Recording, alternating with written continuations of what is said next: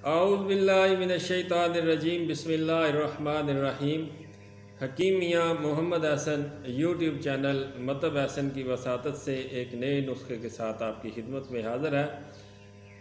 बदलते मौसम के साथ कुछ अफराद में डस्ट एलर्जी का मर्ज़ जो है वो अरूज पे होता है। डस्ट एलर्जी जो है, जो बंदे सेहतमंद भी हों उनको भी आजकल ये डस्ट एलर्जी का मसला बन जाता है, गर्दो गुबार की वजह से, मौसम की तब्दीली की वजह से।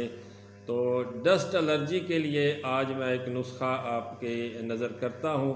आप उसे बनाएं, इस्तेमाल करें। चंद दिन के इस्तेमाल से, बल्कि ये मर्ज़ बाज़ औक़ात कई कई साल तक लोगों को रहता है और उसका वो एलोपैथिक से इलाज भी करते हैं, लेकिन इसके बावजूद जब तक वो दवाई खाते रहते हैं तो अफाका होता है और जब वो दवाई छोड़ देते हैं तो फिर डस्ट एलर्जी उनको हो जाती है।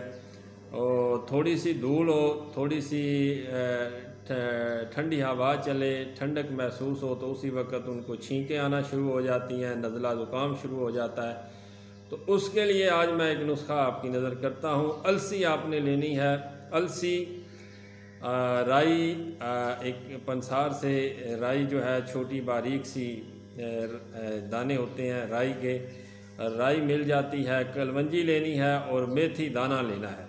ये चार चीज़ें आपने पंसार से लेनी हैं। अलसी, राई, मेथी दाना और कलवंजी।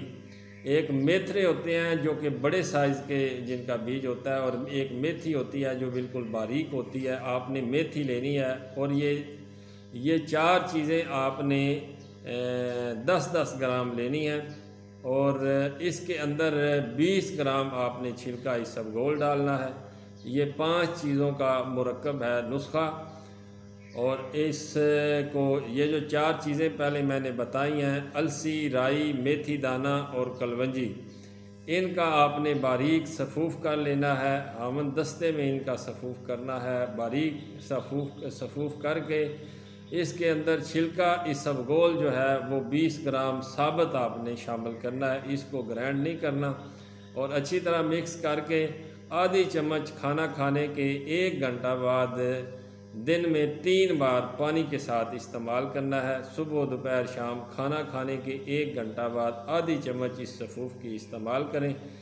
आप 2 से 3 हफ्ते तक इसका प्रॉपर इस्तेमाल करेंगे तो डस्ट एलर्जी जैसे मर्ज़ से आपको छुटकारा हासिल होगा। ये रोज़ बरोज़ का एक, जिसको ये डस्ट एलर्जी का मर्ज़ लाक हो जाता है तो रोज़ बरोज़ वो इस मर्ज़ से परेशान होता है और काफ़ी एलोपैथिक दवाइयाँ भी खाता है और काफ़ी इसका इलाज भी करवाता है, लेकिन उससे वक्ती फ़ायदा होता है। ये जो चीज़ मैंने आपको बताई है, इंशाअल्लाह चंद दिन आप इस्तेमाल करेंगे तो इससे मुस्तकिल तौर पर आपको डस्ट एलर्जी जैसे मर्ज़ से नजात हासिल होगी। उम्मीद है आपको नुस्खा पसंद आया होगा। चैनल को लाइक करें, सब्सक्राइब करें, बेल आइकन को प्रेस करें ताकि आने वाली हर नई वीडियो का नोटिफिकेशन आपको मिलता रहे। मिलते हैं अगली वीडियो में, तब तक के लिए फ़ी अमानिल्लाह।